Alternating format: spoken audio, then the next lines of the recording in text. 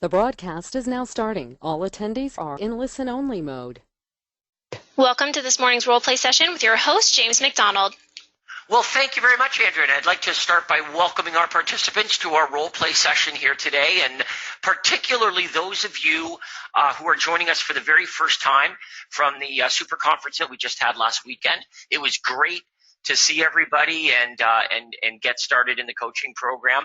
Now, Craig and I are excited for today's webinar because what you're going to discover, as many of you already have, is that lead conversion over the phone is the part of the system that, although it requires the highest degree of skill, it's also what makes you the most money. And I know that might sound kind of odd, but it really is true. In other words, the better you are on the phone, the less leads you need to generate, which means you get more out of fewer leads if you're good on the phone. If you aren't good on the phone, you need hundreds and hundreds of leads to get anywhere. And the problem is generating hundreds and hundreds of leads is expensive. Generating fewer leads is a lot less expensive. Not only that, but being good on the phone and being able to do more with fewer leads means it's less time consuming. To follow up with 100 prospects to book one appointment is extremely time consuming. To follow up with 5 prospects to book one appointment takes a lot less time. So there's the opportunity to really make a lot of money with the system falls into how good you are on the phone converting the leads that you've generated. And that's why every Thursday for almost 2 decades now, every single Thursday, we've been doing this role play session with our coaching members. I always think of it as the equivalent of a professional golfer practicing, 3-foot putts. They never stop. It's not like they say, oh, I've got this down. They're always going to continue forever to practice and refine what they do every day over and over and over and over again, so that they can only get better at what they do over and over and over again. And that is the universal callback script. So I'm super excited for those of you that are on here for the very first time. We're going to do some role playing with you. For those of you that are on the role play session here that have already progressed with it, this is going to be review, but it's good for you. It's always good for you to get an overview of how the universal script works. The better you understand how it works, the better you'll be at using the script, the more natural the script will sound, and the more likely it is that you'll get to that mastery level. And I define that mastery level of the point where you are having a conversation with your prospect and you can barely recognize the fact that you're actually following a very systemized script because it's just such natural. It's very conversational. It just flows out of you completely naturally. That is when you've reached mastery level with the universal callback script. And so what we're going to do here this morning is we're going to break down the script. I just really want everyone to understand how it works so that you're comfortable with it. We want to get rid of any phone fear that anybody has. Remember this. When you're picking up the phone and calling a prospect, the only reason you're doing that is because they contacted you first. You're never, ever going to make a cold call. You're never going to call someone who didn't ask you for information first. Somebody who called into your hotline and hung up, you're never going to call them. Never. Someone who went onto your webpage and didn't leave any contact information, you're never, ever going to call them ever. They're not a prospect. You are only going to follow up with those prospects who have, number one, asked you for real estate information, and number two, voluntarily given up their contact information. And if they didn't do those two things, you will never, ever call them. You're only following up with real prospects. A real prospect asked for real estate information and gave up their anonymity in order to get it. That way, your mindset when you're calling these prospects back is that I'm only calling back prospects who are very, very motivated. And I know they're very motivated because of what they did. And over time, this begins to really change your mindset. You realize that when you're making cold calls and you're calling, just human beings who have done nothing to indicate a motivation to buy or sell real estate, you're not greeted with any kind of appreciation at all. However, when you're calling back prospects who have asked you for information, given up their contact details, and you've provided them with that very information that they asked for, you're going to be greeted with appreciation. And when you start to hear thank you over and over and over again from the prospects that you're calling, it begins over time to change your mindset, and you no longer have phone fear. As a matter of fact, sitting down and making 10, 15, 20 follow-up calls with prospects isn't a dreaded task, because you actually get somewhere. Why do you get somewhere? 2 reasons. 1, you're following up with motivated real prospects. Number 2, you are armed with the skills of exactly what to say to the prospect to determine their timing and motivation. And if appropriate, you know exactly what to say to book a face-to-face appointment. Something that Craig says frequently is that for most of you, if you just got face-to-face with more prospects more frequently, just that alone, you'd make a whole lot more money.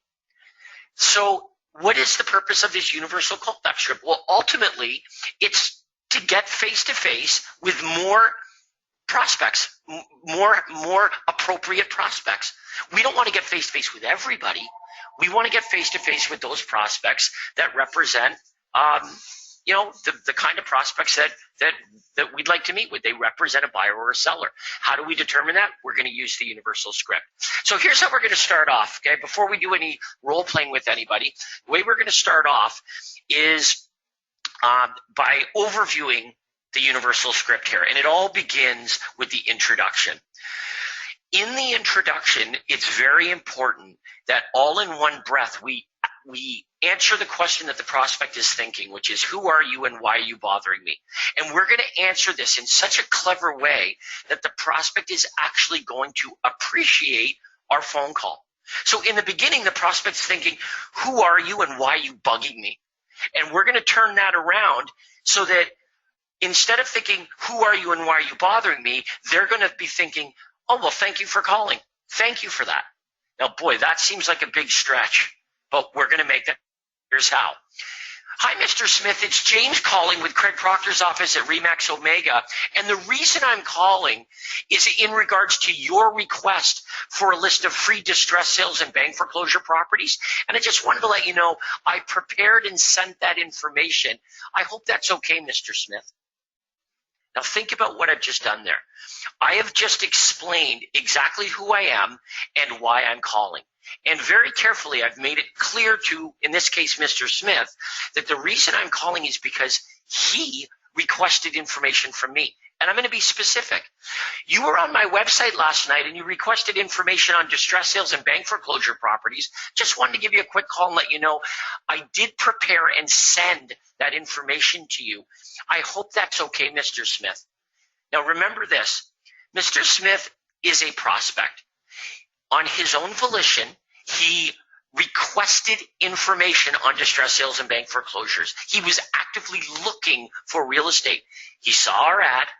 He read our ad. He responded to our ad. He filled out the details of what properties he was looking for, price range, area. He gave his contact information. He gave his phone number. Do you know why Mr. Smith did all of those things? Because he is a real prospect. People who aren't serious tend to not do those things. So when I say to Mr. Smith, just wanted to give you a quick courtesy call and let you know I sent the distress sales that you asked for on my website, I hope that's okay. Overwhelmingly, if you do this properly, the response that you are going to hear is one of gratitude. Thank you. That's great. Appreciate it. I want you to notice this as well. It kind of sounds like the call is over.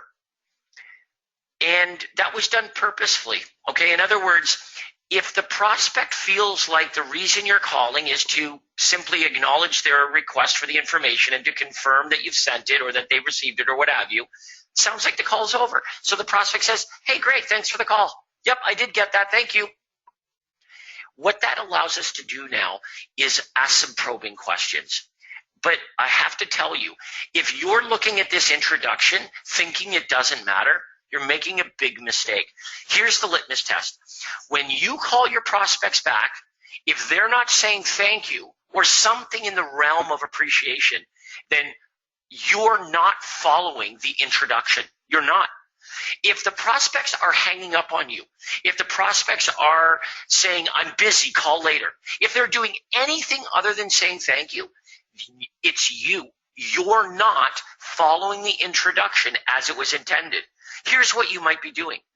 Oh, hi, Mr. Smith. It's James calling with Craig Proctor's office at Remax Omega. How are you folks doing today? I'm not doing well at all. I'm in the middle of something right now. Call me back later. That's not the script. Nowhere in the script does it say, how are you today? Nowhere in the script does it say, are you having a good day? It wasn't an oversight. It's not that Craig thought, well, I would like to exchange courtesies with them, but I'm not going to do that just on a whim. It was done very strategically. If the prospect doesn't know that you're not a telemarketer, they're going to assume that you are one. And the only way that we can differentiate ourselves from a telemarketer is by immediately explaining, the reason I'm calling is because you requested information in regards to an over-the-net home evaluation on my website, and I'm letting you know that I prepared and sent that information. I hope that's okay, Mr. or Mrs. Smith. If you do not do that, you will not elicit a reaction of appreciation, and the whole thing goes downhill. We must differentiate ourselves from a telemarketer, and if you do, you'll be greeted with appreciation, which then allows us to move into phase two. And phase two is our fact-finding mission. What Craig did here is he designed questions that determine the timing and motivation of our prospect. But I want you to notice something about these questions. They were designed in a way that allows the prospect to answer and elaborate without feeling threatened. In other words, you got to think of language and how over the phone, the words that we use paint a picture. And we don't have body language, we don't have anything else other than the words that come out of our mouth over the phone. And if we paint a threatening picture, it's very easy for the prospect over the phone to pull back. And so what Craig discovered is this. When you ask a question hypothetically, it allows the prospect to answer the question much more easily because they don't feel threatened. In other words, when I say, hey, Mr. Smith, if you were to make a move, would you be staying here locally or moving out of the area? That's a very different question than, hey, Mr. Smith, where are you moving? Hey, Mr. Smith, where are you moving infers that I think he's planning on moving. I'm a salesperson telling the prospect, hey, you're moving. I know you're moving. When are you moving? That's very threatening to the prospect. So the prospect says, no thanks, just thinking about it. They don't tell me the truth because they feel threatened. The salesperson is going to pressure them into doing something that they're not ready to do or don't want to do. So the prospect automatically pulls back. But when you word it hypothetically and say, hey, Mr. Smith, if you were to make a move, when do you think that might be? Mr. Smith, if you were to make a move, would you be staying here locally or might you be moving out of the area? It's the same question, but because of Craig's understanding of language, what it does is it paints a picture that is far threatening. And if the prospect doesn't feel threatened, guess what they're far more likely to do? Elaborate on their moving plans. And that's all we want to do. We want to determine how good the prospect is. So in asking these questions, that's what we get to the bottom of. Are you folks thinking about making a move in the next 3 to 6 months? If you were to make a move, would you stay here locally or move out of the area? Do you rent or do you currently own the home you live in right now? Do you have a realtor to help you when the time is right? All of these questions, although they're not intrusive, they help us determine how serious the prospect is and what their timing looks like. And if their timing is appropriate, we will book an appointment with that prospect.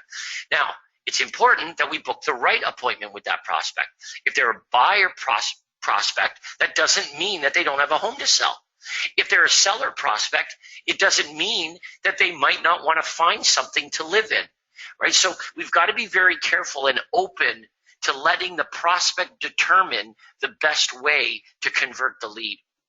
So let me bring in Craig here to talk about this next phase, because arguably this is where you'll have the biggest challenge with the universal script until you reach that level of mastery, where you transition from asking the probing questions to making an offer to the prospect, making an offer that results in an appointment.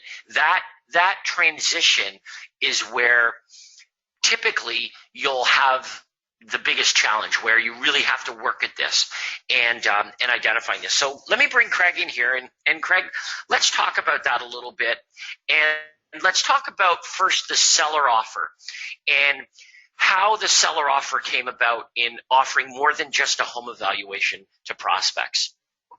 Well, first of all, good morning, James, and good morning to everyone else. Good morning. Good morning. Okay, well, I want to back up the bus a little bit before we go into the seller offer. Understand that the questions that we're asking, and Andrea, maybe you can highlight those probing questions. The probing questions are designed, as it says there, to determine the motivation and the timing of the prospect. Now, we have a buyer side of the script and a seller side of the script, and James has talked about the intro. So if a prospect responds to one of your seller campaigns, obviously you go down the right-hand side of the script, you go down the seller follow-up. If it's a prospect that responds to a buyer campaign, maybe they want a list of distressed sales, for example, you're obviously going to go down the left side. Okay, so you'll see that the script has a left side and a right side, one for buyer prospects or one for seller prospects. Now, James has done a really good job talking about the introduction, so I'm not going to repeat that.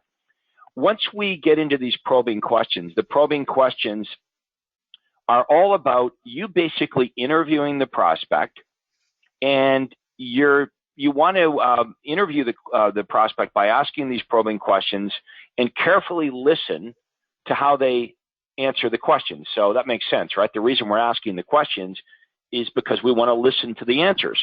Now, you're going to learn by how the prospect answers the questions whether the prospects fit into one of three categories. Okay, so there's three different slots, we'll say, or three different boxes that you're going to slot the prospects into based on how they answer those probing questions. Okay, those 6 questions. They may answer the questions in such a way that you determine that the prospect is really motivated to buy or sell. I mean, they're ready, they're motivated, and they want to buy a home right away, or they want to list a house right away. And of course, what would we want to do in that situation? We would want to make an offer to try to get in front of them, to get together with a prospect that is ready to act right now. Now, you'll notice we're asking a very important question in that situation where you've determined, hey, this is someone that wants to absolutely buy or sell. If you take a look on the right-hand side of the script at question 5, if Andrea can highlight that. Question 5, we're asking, would you prefer to buy before selling your home? Okay, this is a very important question because we want to know the answer to that. Just because the prospect responded to a seller campaign doesn't necessarily mean that they're a sell first prospect. Everybody understands that, right? Yep. So if I asked James, if you were my prospect, James, I said, no, James, basically, do you prefer to buy your home before putting your home up for sale? Or would you prefer to get the for sale sign up on your house before you even look around? How James answers that question is going to dictate which offer I'm going to make below. And Andrea, if you could highlight the 2 offers below, James is going to answer that question, and he's going to tell me whether he's a sell first guy or a buy first guy. So James could say, well, actually, I would like to look around at houses before I even consider putting my home on the market. Yep.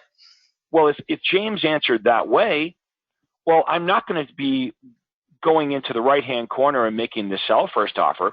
However, many of you make that mistake. And you may articulate a very good sell first offer. You could communicate a really awesome offer, but let's agree, if that's not where the prospect's head's at, your offer is going to fall on deaf ears. You might want to write this down. Even the world's greatest offer will fall on deaf ears if that's not where the prospect's head's at. I just made that up, but it's true, right? It's a good one to write down because, and that's a mistake I made earlier in my career, is I would just assume that because the prospect responded to, let's say, the online home evaluation or the area home sales report, okay, they responded to a seller campaign, therefore I should just try to get in the door to, give my listing presentation. But if that's not where the prospect's head's at, if they would rather look around at houses before they even consider putting their home on the market, if they tell me that, why do they tell me? Because I asked the question, are you a buy first guy or a sell first guy? If James says he'd rather look around at homes before he even considers putting his home on the market, I'm going to make the buy first offer. If James said, well, I wouldn't even dream of looking around and getting excited about other homes before I list my home for sale, well, knowing that information, I'm going to make the sell first offer. Now, what's the other offers that we could make? Okay, so we're going to make an offer to meet with the buyer or seller if they're ready to act. Well, the opposite of ready to act would be they don't represent a prospect at all. You ask these probing questions and the prospect is not that motivated at all, or their timing is way off. They might say, well, I'm not going to list my home for 3 years. I'm not going to make a move for 3 years. You're probably not going to follow up with somebody like that. Okay, or how about this? They're rude to you. Their best friend or a relative is a real estate agent. So you've got my permission to not follow up with those people. What did I say at the super conference? I said, far too many of you spend far too much time with buyers and sellers that you should just blow off right from the get-go. And I also said, my goal for all of you is I want you to generate so many leads, you don't have to worry about prospects like that. So those prospects, we're just going to delete. We're not going to worry about following up with them. Okay, so that leaves us with one more category. So I want everyone to think about this. We've got clients that answer the probing questions in such a way we're led to believe that they're ready to act now, and we're going to make a buy offer or a sell offer. We've got clients that are not that motivated. They're rude. No matter what we do or say, they're never going to list with us. They represent no business at all. The big opportunity in the middle are the people that are going to buy or sell, but not yet. They might be 3 months out. They might be 6 months out. So how do we approach those? Well, if we go to question 6 on the right-hand side, Andrea is going to highlight that. If James answered those probing questions in such a way that I realize, well, James might be a good prospect. He's eventually going to sell his home, but he's not going to sell his house now, so there's no reason meeting with him. It might be 6 months down the road. I would say, James, would it be okay if I followed up with you at a later time? Now, if James said no, never call me again, then I'm going to respect that. We call this permission marketing. But in most cases, the prospect will say yes, to which you're going to say, well, when would be a good time for me to call you back? Now, it's really important that you ask that question. James, as you know, like a dummy, for years and years and years early in my career, I would ask the first question. I'd say, James, would it be okay if I followed up with you at a later time? And if James said yes, I would just guess.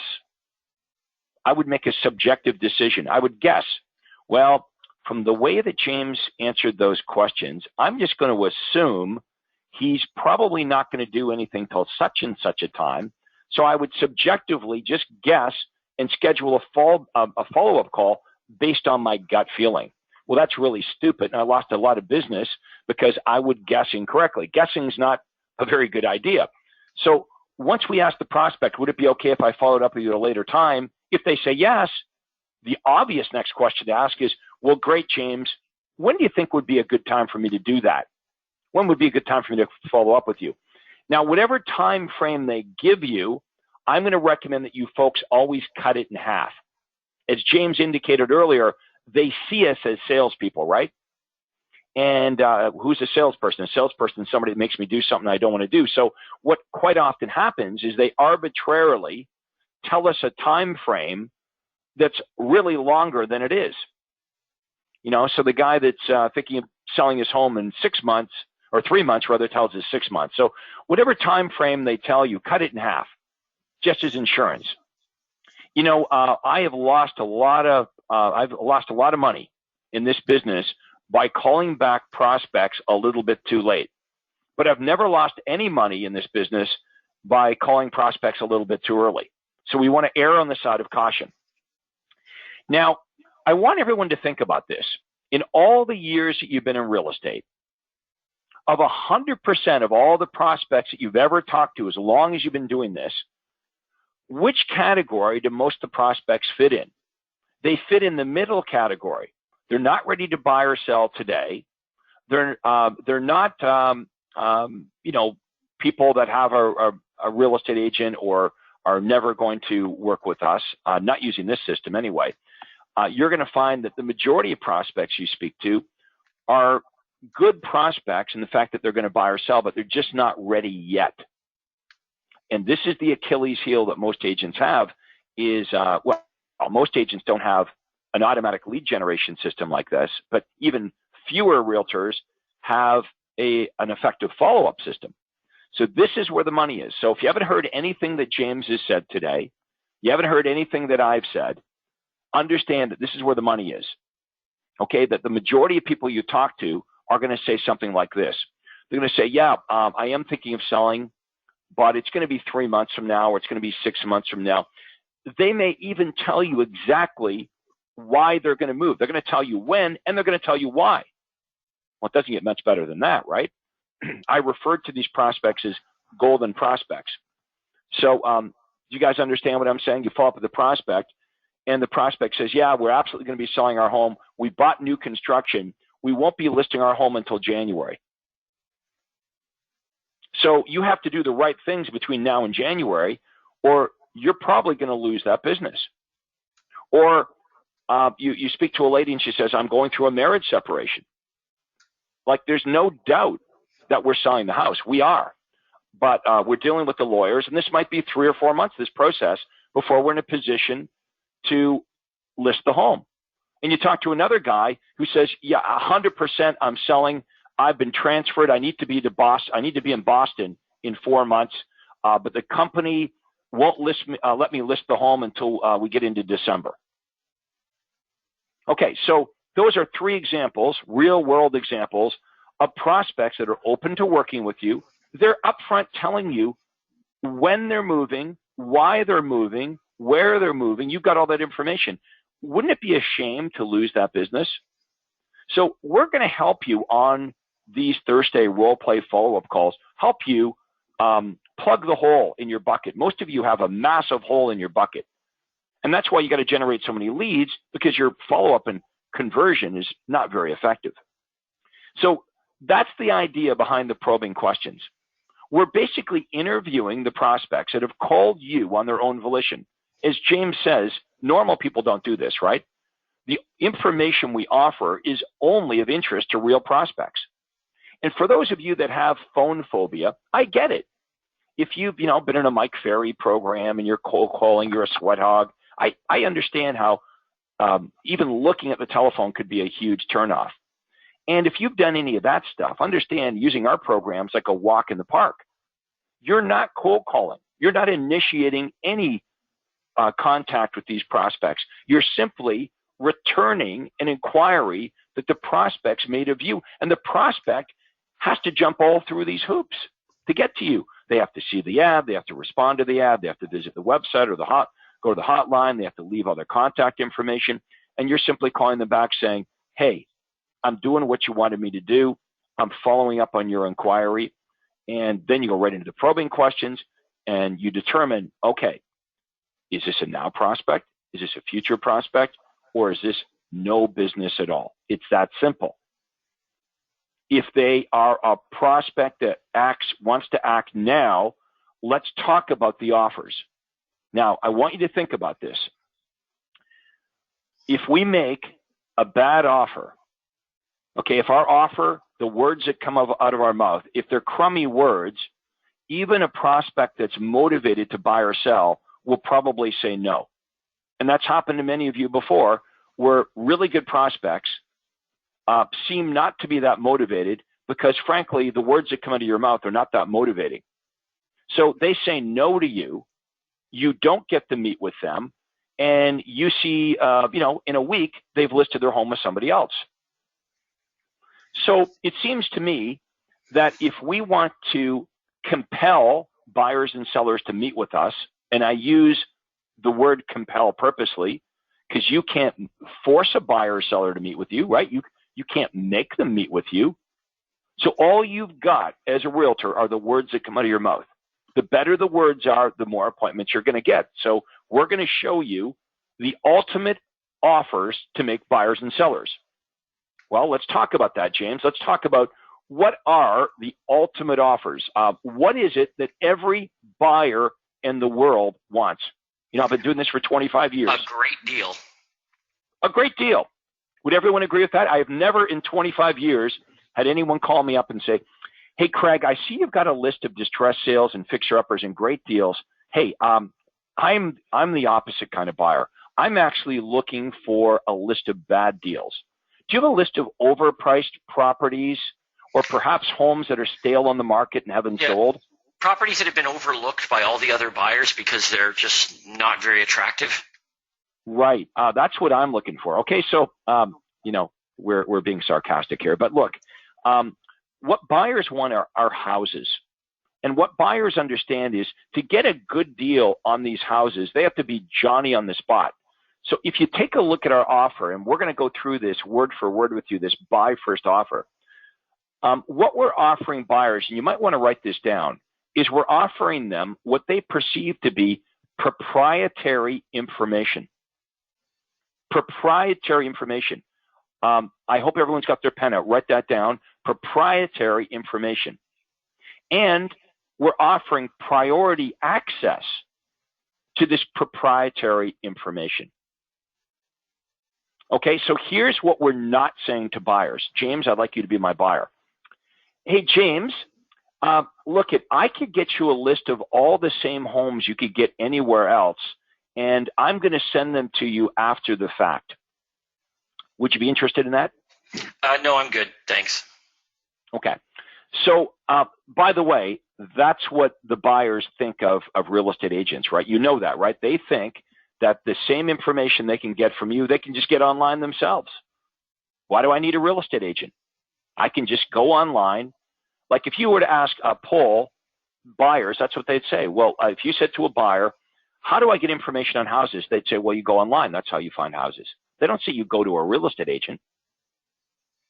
Okay, so they want, we're going to do a very good job of communicating to all the buyers we speak to that we have what they want. We have proprietary information. We have difficult to find homes, and we're going to give them priority access. We're going to get the information to them faster. Why? So they can beat out other buyers to all these great buys. Now, you may say, well, yeah, every buyer would want that. Why wouldn't a buyer want it? Well, a buyer might still not want that great offer if they fear cost or obligation. So that's why we're going to keep reminding the prospect, guess what? Getting the proprietary information and getting priority access on the hot deals is free of charge. It will never cost you a penny, and you're never obligated to buy a home. Okay, so now let's do a role play, James, of the actual offer. Okay, that's the theory behind it. Let's show you what it sounds like. So James, in this example, he's responded to a buyer campaign. I've done the introduction. I've asked the probing questions, and I determined, hey, you know what? Sounds like, by the way James answered these questions, that he's like ready to go look at homes and buy something. So James is somebody I'd like to meet with. So I would say, James, would you like me to email you daily updates of all the homes that match your home buying criteria from all the real estate companies? Okay, my list includes bank foreclosures, company-owned properties, and other distress sales. It's a free service, and of course, you're never obligated to buy a home. Do you think that would interest you? Sure, but is that any different from what I'm getting from another agent? Beautiful. Okay, so James has given us what we know is an objection. Now, what you're going to find is there's only about 8 or 9 objections you're going to get. Here's the question. Would all of you feel a lot more confident on the phone if you knew what those objections were and James and I were to teach you how to handle them? So this is a very common sense objection, right? James is saying, well, I'm already getting information. In fact, James might say, you know, Craig, I already have a realtor emailing me properties, so I think I'm good. Now, here's how I'm going to handle this. James, I'm not sure where you're getting your information, or I'm not sure what information the other realtor is sending you, but my list includes bank foreclosures, company-owned properties, and other distress sales. Would you like to get information on those as well? So let's stop there for a minute. I'm not saying to James, hey, don't go online and search. I'm not saying to James, hey, stop getting the information from the other realtors. What I am doing, though, is I'm creating massive doubt. The biggest fear that every buyer has is that they're going to miss out on the perfect home. So my offer to James is, hey, James, I'm not sure what the other realtors are sending you, but my list includes bank foreclosures, company-owned properties, and distress. Would you like to get information on those as well? Well, here's what the buyer says. Well, gee, I don't know what the other agent's sending me. I think I'm getting them all, but Craig's willing to send me his list of homes too, and it's free of obligation. You know, it's free of charge. There's no obligation. So what happens is the buyer says yes, and that's what we want to do. We want to get the buyer to say, yes, I would like to get that information. I want to get your list too. Okay, now that you get the buyer to say yes, this is when we're going to come back with commitment. Not until they say yes. So imagine James is backed into the corner now. I've offered him the free list of homes. It sounds pretty delicious. And James, like most of the buyers, says, yes, I want that. That's when I come back with, well, James, when can we get together for about 20 minutes or so I can take down exactly what you're looking for? Now, James, I'd like you to try to fight me on that. Well, Craig, you know, I did go onto your website and I filled out all that information. If you take a look there, you'll have everything that you're looking for. Okay, so would everyone agree that that's a very common sense objection that the buyers would likely have? They might say, hey, I already went onto your website and I filled out all the information. Or they might say, hey, why do we need to meet? I can tell you right now what I'm looking for. Or they might say, I could email you my criteria. Okay, so here's how we're going to handle this.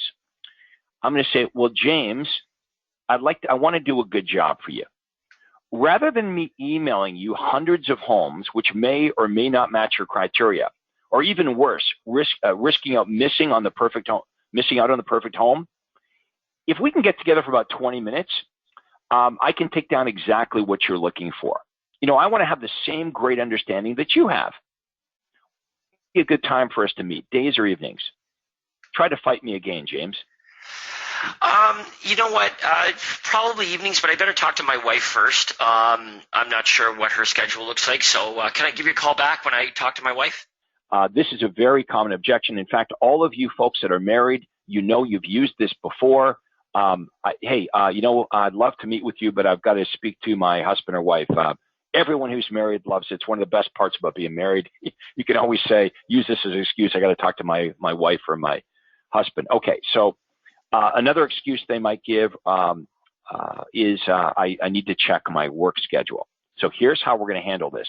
Now, we've got to give James the benefit of the doubt because maybe he really does need to check his schedule with his wife before he agrees to meet with me. Or maybe James actually does need to check his work schedule before he sets a time to meet with me. So I'm going to give James the benefit of the doubt, and I am going to respond with what I believe is a reasonable solution to this problem. James is saying, hey, Craig, I would love to meet with you, but I got to check with my wife. So I come back with this. Well, James, why don't we do this? why don't we at least set up a tentative time to meet?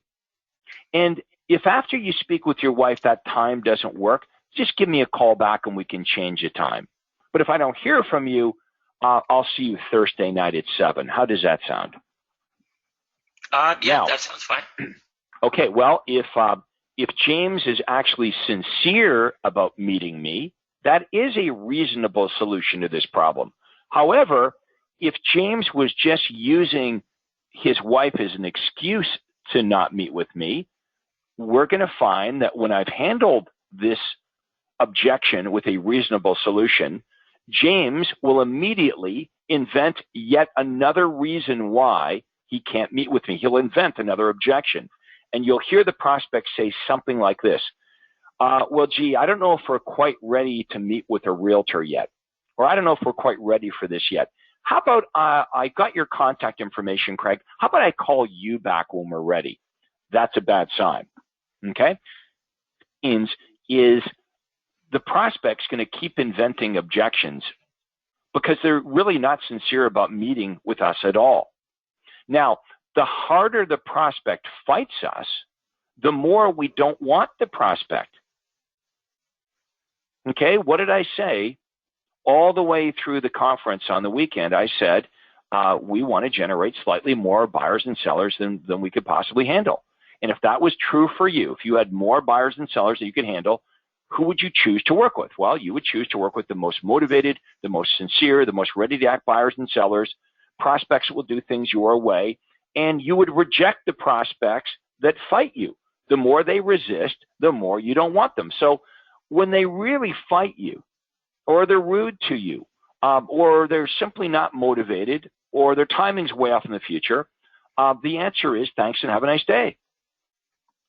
Now, James and I want you to convert as many as possible. So we're going to work with you on that offer to make you really, really good at the offer. So buyers and sellers want to meet with you. You don't have to be an arm twister. They're actually compelled by the words that come out of your mouth to want to meet with you. They don't see you as a commodity. They don't see you as just offering what they can get on their own from the internet or what they can just get from any real estate agent.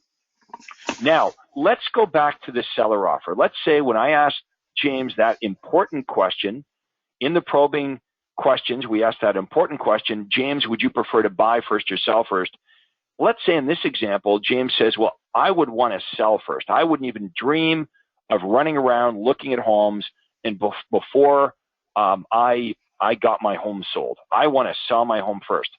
Well, we're not going to talk about looking around at properties or emailing James properties. No way.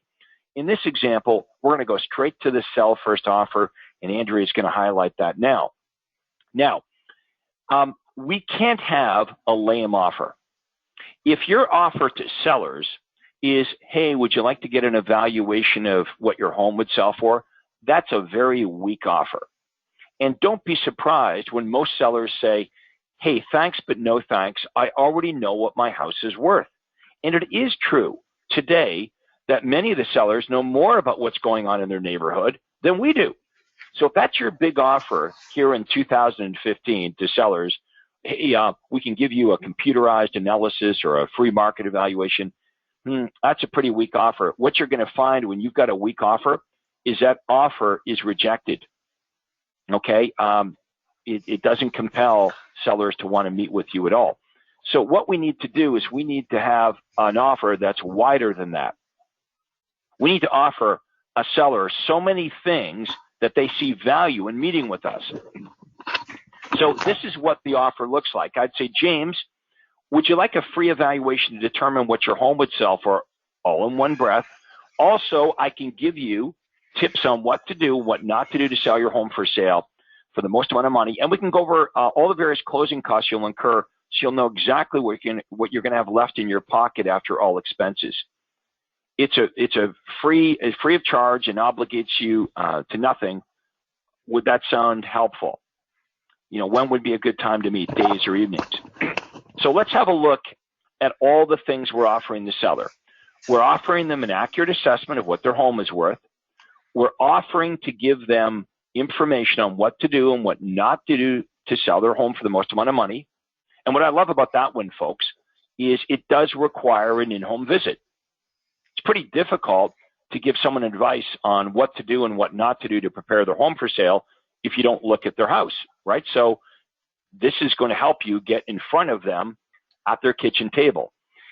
Also, they're always asking us about our fees and the net sheet, so we're going to go through that. Most of you do that now. You might even want to throw in this. If they're buying and selling, you might even want to say, and we can also talk about timing and when's a good time to do this, and answer any other questions that you have. So let me do the offer right from the top. I'm going to ad-lib it a bit, but this is what it should sound like. James, would you like a free evaluation to determine what your home would sell for? Also, I can give you some tips on what to do and what not to do to sell your home for money. We could go over all the various closing costs you're going to incur, so you're going to know exactly what you're going to net in your pocket after all the expenses. We could talk about timing and when's a good time for you to do this, and answer any of the questions that you have. It's meeting with me is free of charge, and you're never obligated to do anything. Does that sound like it might be helpful? Great. When's a good time to meet, days or evenings? Yeah, evenings is good. Right. Okay. So I think what we ought to do now is take some questions. And Anna Shaw's asking this. Hey, I'm having a real hard time getting in touch with prospects. Sometimes I have to call them several times. Sometimes I call them several times in a row. However, I find that sometimes they get annoyed when I do this. What do you suggest I do? I don't want to annoy a potential prospect. Okay, so we haven't made a big deal about this yet, and we need to make a big deal. James, explain why it's important that we just don't call the prospect and leave them a voicemail message. Hi, this is Craig Proctor with ABC Realty. I received your request for whatever, and please give me a call back. Why doesn't that work? Yeah, and this is the bottom line is that doesn't work. It doesn't cause the prospect to call you back. So if the question is, should I leave a voicemail? The answer is no. And well, why? Because it doesn't work. It doesn't cause the prospect to call you back. So therefore, the only alternative is that we need to do everything we can to get the prospect to answer the phone. Now, will every prospect answer the phone? Certainly not. However, if you do this properly, 75%, 80% of them you will reach. I'm not saying necessarily on the very first attempt, but you will reach them. If you leave a message, you will reduce the chances of the prospect answering the phone because now they know that it's a real estate salesperson calling them. And people don't want to talk to salespeople. Let's look at what actually happens. Let's say that somebody was to call your cell phone right now. What's the first thing you would look at? Who's calling? The caller ID. Yeah, look at who's calling. Okay, now. And even more so with my home phone. Right, Because so if I got to tell you, 8 out of 10 calls that come to my home phone are not for me. They're a mistake. Or it's like some sort of robot calling or telemarketer. It's not a personal call to me 8 out of 10 times. So we're going to leave it. Craig, there's something that you say, I'm not sure you said it to our new group, and that is when voicemail was invented, it was really helpful because now we would never miss a call. Now we have voicemail so that we never have to take a call. So we're well aware of the reality of this. In the 1970s, people had answering machines. Why? Because they didn't want to miss a call. Here in 2018, people have caller ID because they don't want to take a call. They want it to go to voicemail. So if you're calling from your RE/MAX office, your Century 21 office, your Prudential office, your Keller Williams office, and on the prospect's caller ID, it says RE/MAX, Century 21, Prudential, Keller Williams, they're probably not going to answer the phone. So it's important that you make these calls. I would recommend you make them from your home office or a phone inside your real estate office. It's not going to say, yes, your cell phone. Right. Now, and also, James and I are not in any way suggesting that people aren't difficult to reach. You may have to call the prospect several times a day over several days to reach them, and still you're not going to reach everyone. And that, again, is why we need to generate lots and lots of leads, is because you are just not going to reach them all. Some of them are going to be too difficult to reach. Okay, let me I think what our member here is saying is that one of the techniques that she uses is you call the prospect, it goes to voicemail. You hang up, and then you call them back again. And now think of yourself in that position. You got a phone call from a local telephone number, not a telemarketer, not a company, not a blocked call, a phone number from your area code, from your prefix. You get this phone call. It goes to voicemail. They don't leave a voicemail message. A minute later, the phone rings again, same number. Would you be curious enough that maybe you would answer the phone? Now, some of you are saying, no, I wouldn't, but a lot of you are saying, sure, yeah, I would. I'm saying, yeah, I would do that. Okay, now, here's really what we're talking about. If the prospect answers the phone, which many of them will, and they sound like they're a little agitated at this, how do we combat that? And the answer is, that's exactly what the introduction was designed to do. So watch this, Craig. I want you to be super pissed off that I called you twice. Hi, may I speak with Craig, please? Hey, are you the person that just called here a minute ago? Yes, I am. Is this Craig? Yes. Why do you keep calling? Craig, the reason I'm calling you is I received your request on my website for the free list of distressed sale bank foreclosure deals in the area, and I was just trying to reach you to let you know that I did receive your request, and I'm putting together those properties for you immediately. I'm going to get those out to you right away, and I just wanted to make sure that was okay with you. Yeah, but I didn't know that this information was being offered by a realtor. Yeah, absolutely it is. By the way, Craig, are you thinking about making a move in the next 3 to 6 months? Well, we've been talking about it, but we're not 100% sure we're going to do it. Yeah, and if you were to move, would you be staying locally, or would you be considering moving out of the area? Well, I got to say the drive is killing us. My commute is too long, and I've got to move closer to work. Okay, so any idea when that might be? Well, as soon as we find the right place. I mean, like I said, I can't keep doing this. I'm getting home at 7 o'clock at night. I've got no life, so as soon as we find something that we like that's closer to work, I'm motivated to do that. Yeah, and do you rent right now, or do you currently own the home you live in? Yeah, we're renting right now. So okay. I also want to get in before the interest rates go up. Right. Do you have a realtor to help you when the time is right? My wife, she works with this lady whose husband's a realtor, and he's been sending us a bunch of houses that are in the area closer to work. I see. And are you 100% committed to working with him exclusively? Well, I mean, not really. I've never even met the guy before. It's just, like you said, it's someone my wife works with his wife. So. Okay. Would you like me to email you every day all of the great deals that come on the market from all the various real estate companies that perfectly match what you're looking for? I'm going to make sure to include bank foreclosures, company-owned properties, distressed sales, all the great deals. As long as they match what you're looking for, I'll email them to you every day, absolutely free, no obligation to buy anything. Would that make looking a little easier for you, Craig? Well, isn't that what I'm already getting from this other guy? Yeah, I'm not sure what you're getting from that other guy. What I'm going to focus on are the great deals, and I'm going to make sure that those great deals are in your email inbox the moment they hit the market.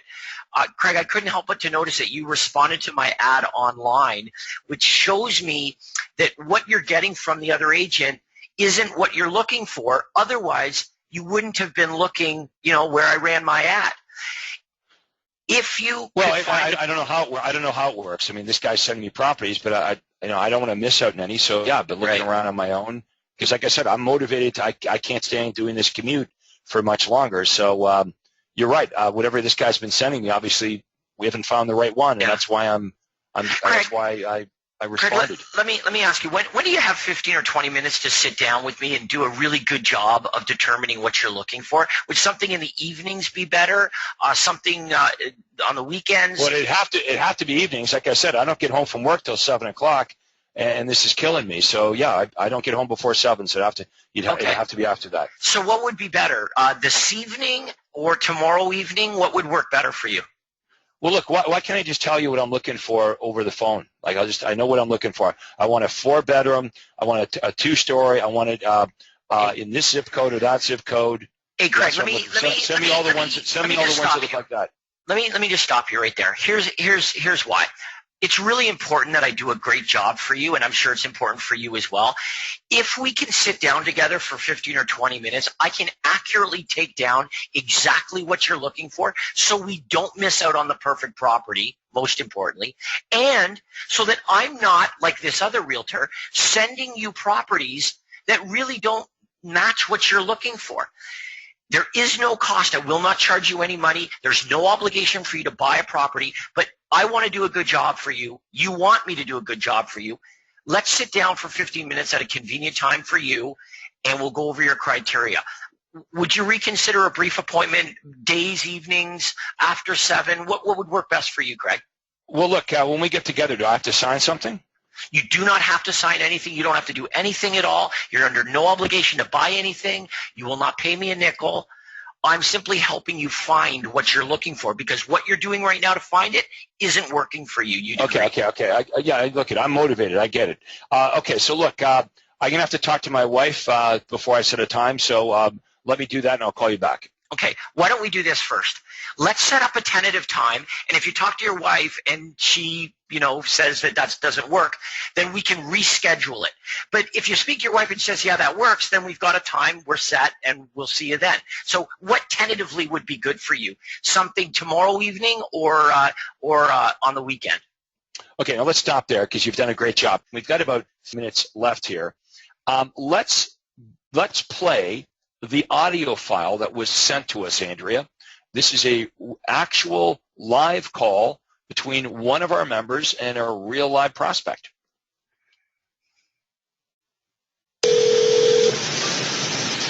Hello? Hi, is this Penny? Yes, it is. Hi, Penny. It's Colleen Bush phoning from RE/MAX, and just following up on your request for the Hamilton distress sales, just letting you know we're working on that, and we'll be sending that out in an email for you later today, okay? Okay, great. Thank you. You're welcome. And Penny, are you planning on making a move in the next 3 to 6 months?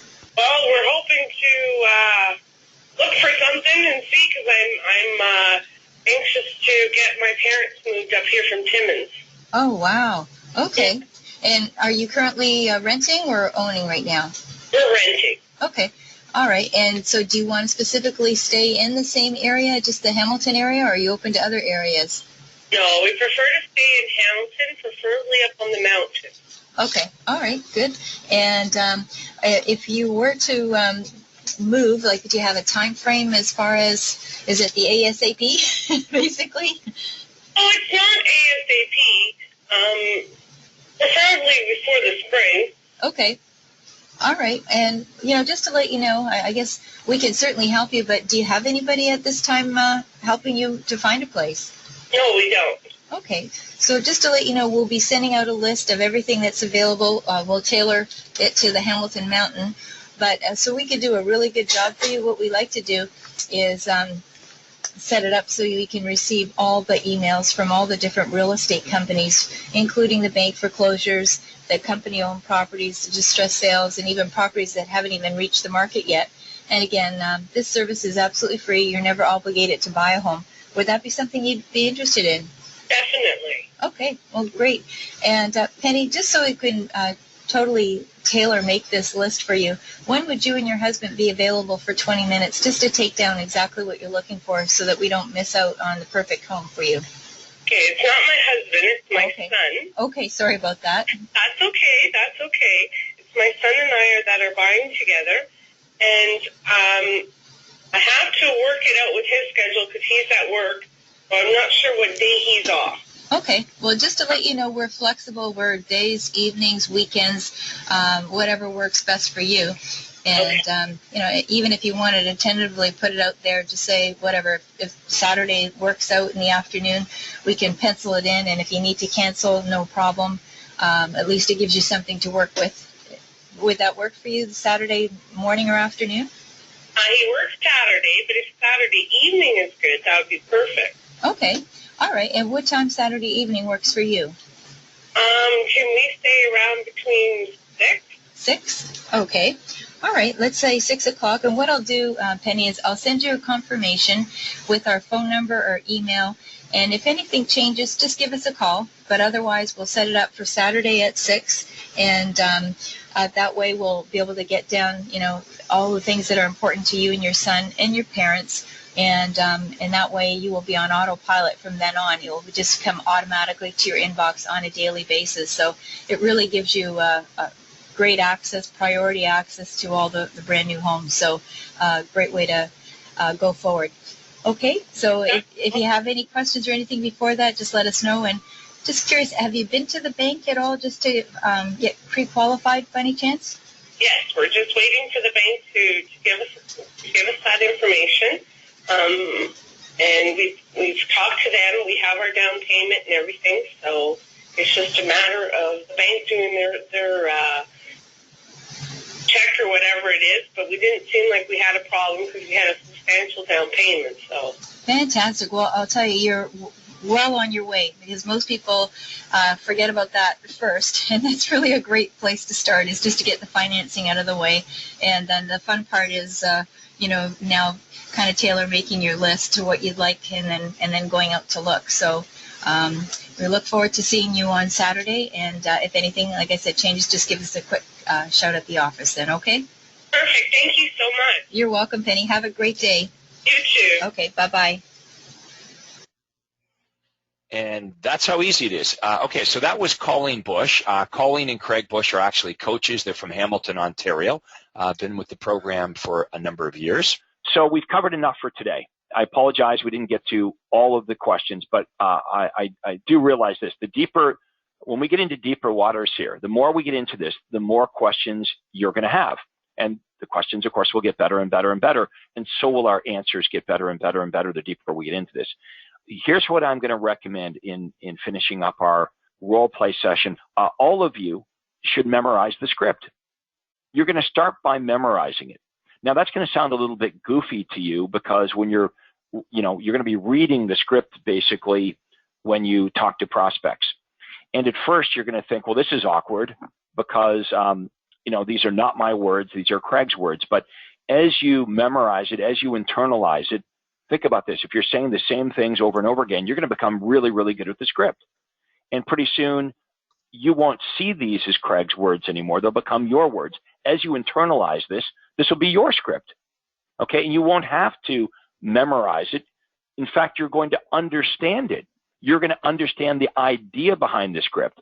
And if you really understand the script and what we're trying to accomplish, and you really believe in the offers that you're making, so you're speaking with conviction, you've got confidence, you've got conviction, you're not reading, you don't sound like a telemarketer, you're going to book a lot of appointments, and that's going to give you massive confidence. So it all works hand in hand. It all hooks together. So we're going to do our first ad clinic for many of you tomorrow. We're going to take you to the ad generator, and we're going to explain to you how all the marketing works and how everything's organized for you in one place. So we're going to wrap it up for now. I want to thank Andrea and James for doing a great job as always.